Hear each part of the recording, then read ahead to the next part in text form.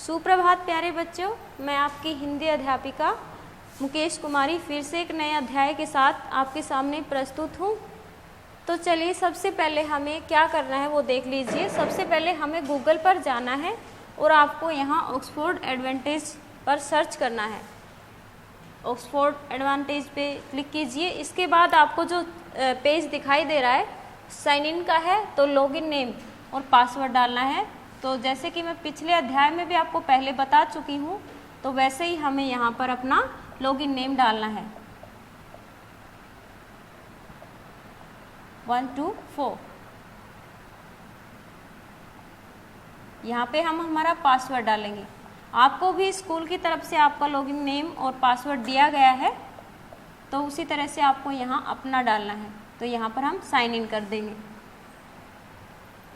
अभी हमारे सामने चैप्टर ऑक्सफोर्ड एडवांटेजेस की जो साइट है वो खुल जाएगी।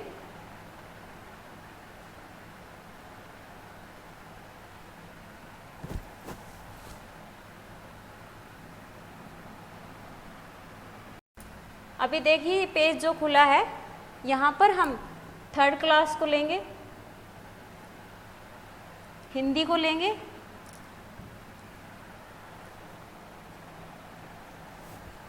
अभी हमें कहाँ जाना है, माई बुक पे।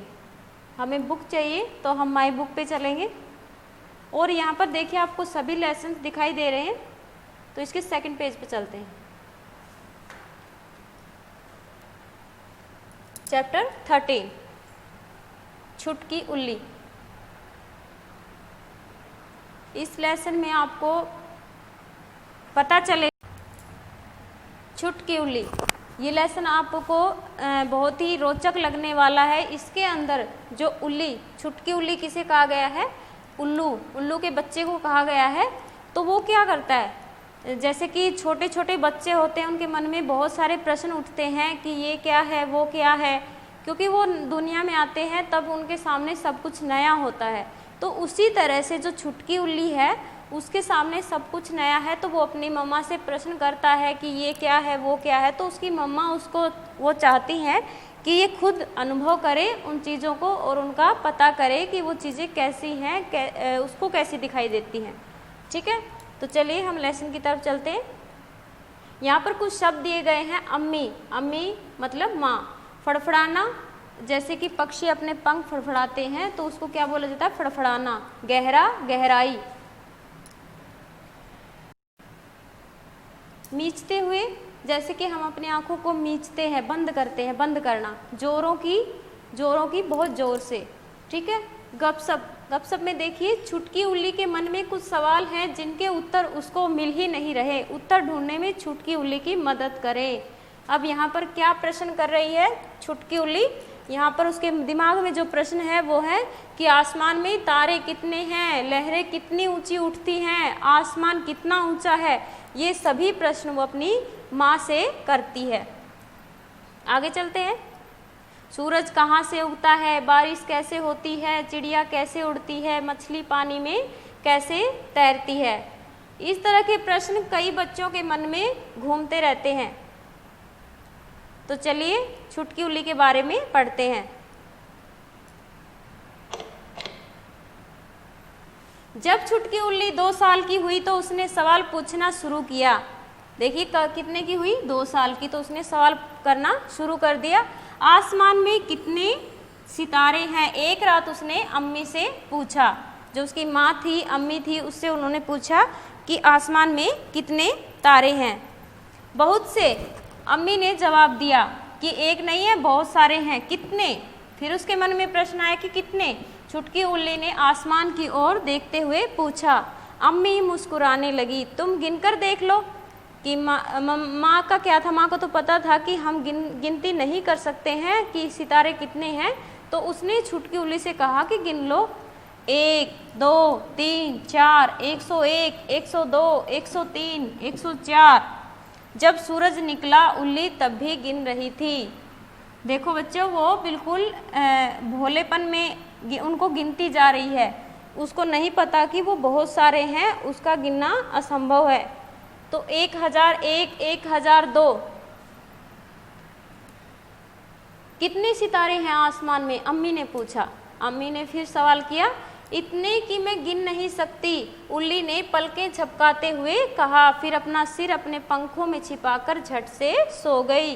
अब रात भर इतनी मेहनत की है तो उसे नींद तो आएगी ही। अब चलते हैं अगला प्रश्न, क्या करेगी वो। अगली रात छुटकी ने फिर आसमान की ओर देखा। अम्मी, आसमान कितना ऊंचा है?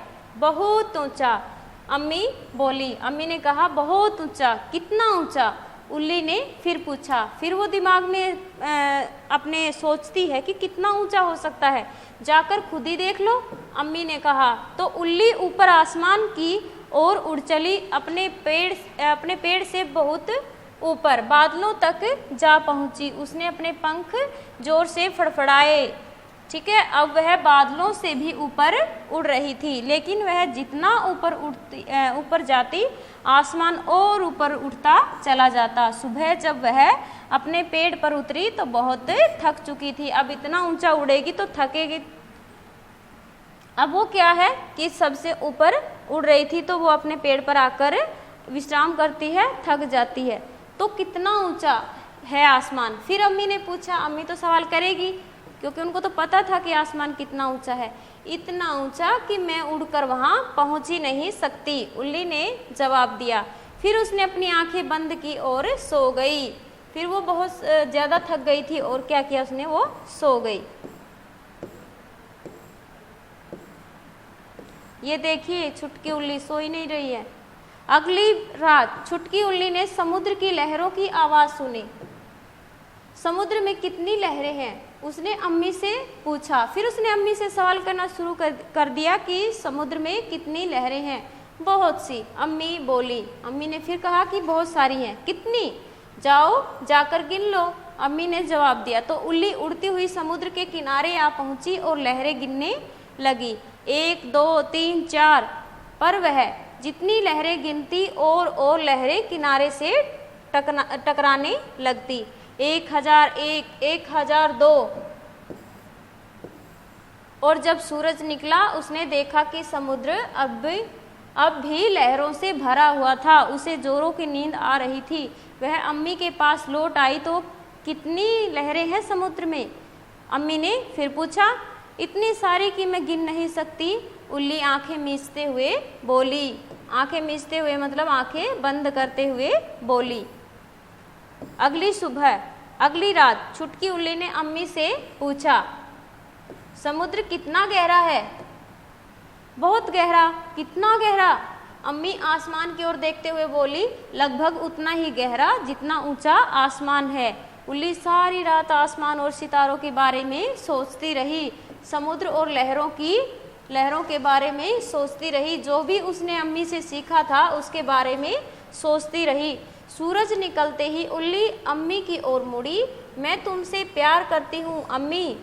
कितना? अम्मी ने पूछा। बहुत।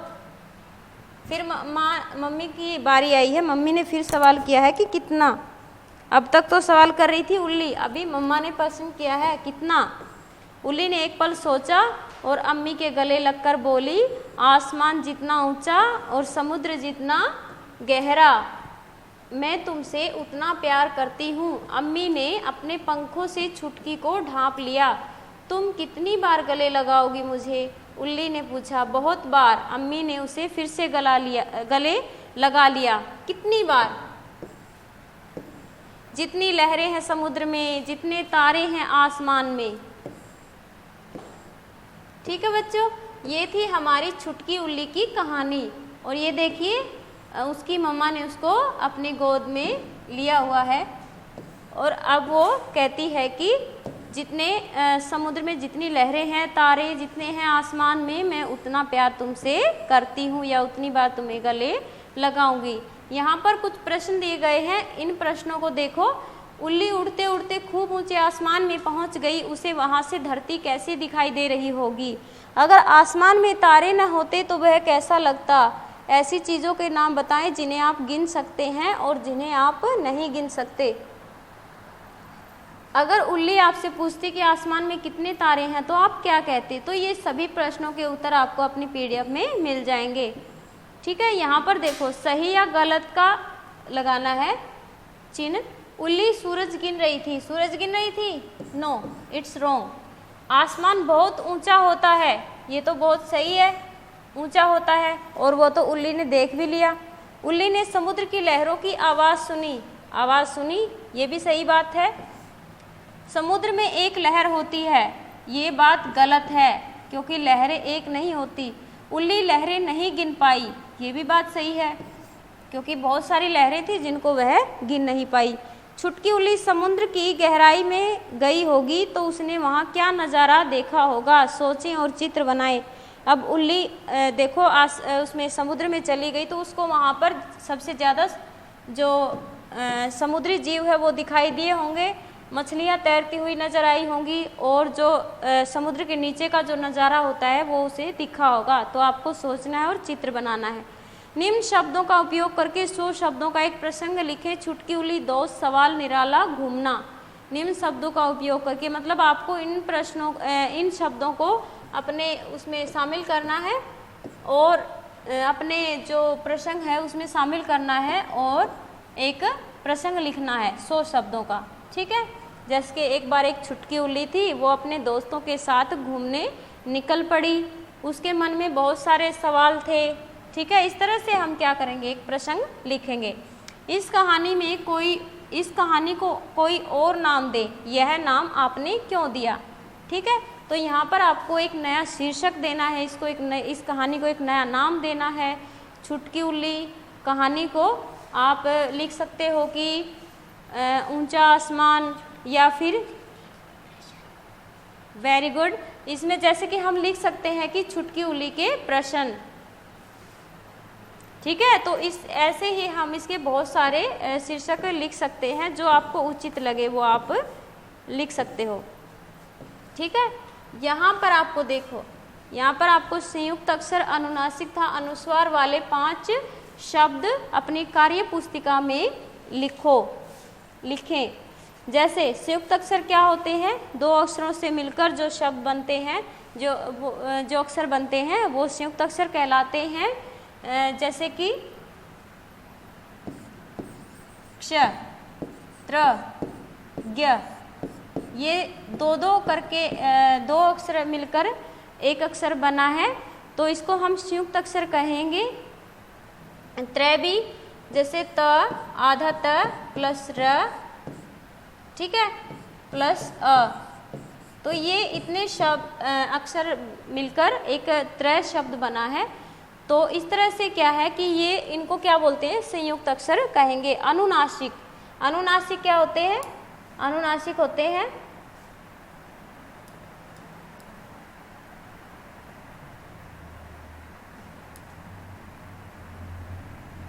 अनुनासिक जिनकी नाक से ज़्यादा ध्वनि आती है, गले से ज़्यादा ध्वनि आती है, ठीक है। जैसे और इसके ऊपर सबसे इसकी जो पहचान होती है वो होता है चंद्र बिंदु।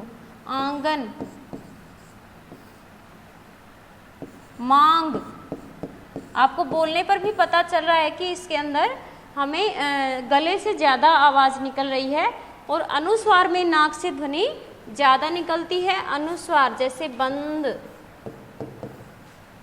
रंग, जंग, ठीक है। तो ये इस तरह से ये हमें ऐसे इस पूरी कहानी में से अगर आप लिख सको, जैसे कि पूरी कहानी से ढूंढकर लिख सको, या फिर अपनी और किताबों से भी आप ढूंढकर इसमें लिख सकते हैं। अनेक शब्दों के लिए एक शब्द लिखे, ये भी पहले आप कर चुके हैं। जैसे साथ पढ़ने वाला कौन होता है, सहपाठी। सप्ताह में एक बार होने वाला, साप्ताहिक।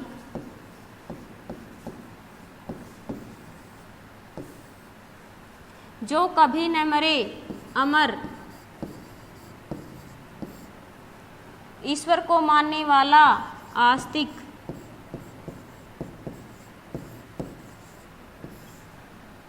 जो दिखाई न दे, अदृश्य। तो ये थे हमारे अनेक शब्दों के लिए एक शब्द, ठीक है। कि जब हम किसी एक शब्द को अनेक शब्दों की जगह एक शब्द का प्रयोग करके उस वाक्य को प्रभावशाली बनाते हैं, ये होते हैं अनेक शब्दों के लिए एक शब्द। निम्न के लिए दो अन्य शब्द लिखे जिनके अर्थ एक जैसे हों। माँ, माता या जननी हो सकता है, ठीक है। चंद्रमा, माँ का क्या क्या हो सकता है, दो अन्य शब्द लिखे जिनके अर्थ एक जैसे हों। अम्मी, माता। चंद्रमा, चांद, चंदा भी हो सकता है, चंदा मामा। आसमान, आकाश, नभ, ठीक है। बच्चा, बालक, शिशु भी हो सकता है, या फिर छोटा बच्चा, छोटा बालक, शिशु। आँख, नेत्र, नयन, इनके अर्थ एक जैसे हैं सभी के, ठीक है। ये थे हमारे दो अन्य शब्द लिखने थे, उनका अर्थ एक हो।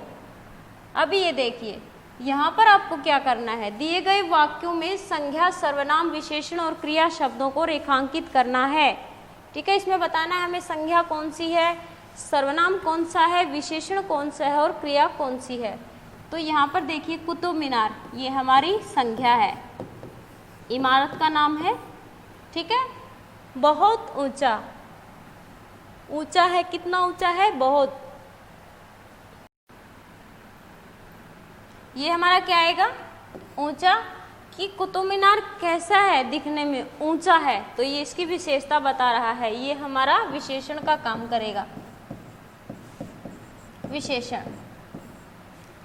इसका निर्माण कुतुबुद्दीन ऐबक ने शुरू करवाया था। इसका निर्माण, जो कुतुबुद्दीन ऐबक है वो व्यक्ति का नाम है, तो ये संज्ञा आएगी, कौन सी संज्ञा, व्यक्तिवाचक, व्यक्तिवाचक।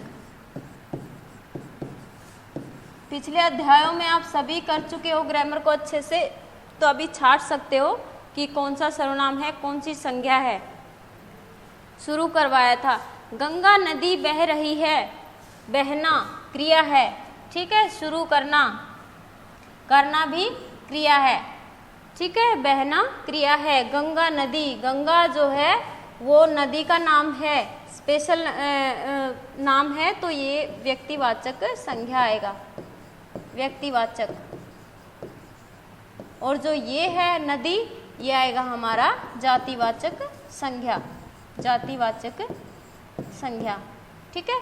यह निर्मल नदी गंगोत्री से शुरू होकर बंगाल की खाड़ी तक जाती है। बंगाल की खाड़ी, ये भी हमारी संज्ञा में आएगा। यह जो है वो है सर्वनाम। निर्मल नदी, गंगोत्री, निर्मल स्वच्छ नदी, वही बताया था मैंने, जातिवाचक संज्ञा में आएगा। रेहान अच्छा लड़का है, रेहान लड़के का नाम है, अच्छा। और यहाँ पर तक जाती है, ये जाति है, जाति क्या आएगा आपका, जाति आएगा जाना, क्रिया, ठीक है। मेहनती, मेहनती भी है, मेहनती हमारी संज्ञा है, ठीक है। वह क्या है, सर्वनाम, वह बहुत मेहनती भी है, कैसा है, मेहनती है, तो ये हमारी विशेषण है। उल्ली आसमान में बहुत दूर तक उड़ी, उड़ना ये भी क्रिया आएगा, उड़ना में होती है क्रिया। उल्ली ये भी व्यक्ति उसका नाम है, एक उल्लू का नाम है, ठीक है, तो ये भी हमारा संज्ञा आएगा। आसमान भी संज्ञा है, ठीक है। हिमालय पर्वत, हिमालय तो पर्वत का विशेष नाम है, तो ये व्यक्तिवाचक संज्ञा में आएगा। पर्वत ये हमारा जातिवाचक संज्ञा में आएगा, ठीक है। बहुत सारे पर्यटक घूमने जाते हैं, घूमना क्रिया है, पर्यटक हमारे संज्ञा में आएगा, ठीक है। यहाँ सर्वनाम। तो इस तरह से हमने संज्ञा, विशेषण, सर्वनाम सभी छांटने हैं, तो इसी तरह आप भी छांटोगे।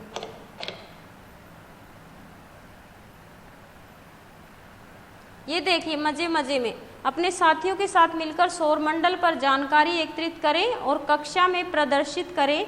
आप निम्न बिंदुओं पर चर्चा कर सकते हैं। सौरमंडल क्या है, सौरमंडल में कितने ग्रह हैं, हर ग्रह का नाम क्या है, सूर्य से उनकी दूरी कितनी है, इस ग्रह का नाम हिंदी, अंग्रेजी या अन्य किसी भाषा में क्या है, इसमें से कौन सा ग्रह रहने योग्य है। तो इन सब का आपको क्या करना है, अपने साथियों के साथ मिलकर सौरमंडल के बारे में जानकारी हासिल करनी है। ठीक है बच्चों, तो ये भी होता है सभी लेसन्स के पीछे, सभी पाठों के पीछे एक ही होता है, मुझे पता है कि।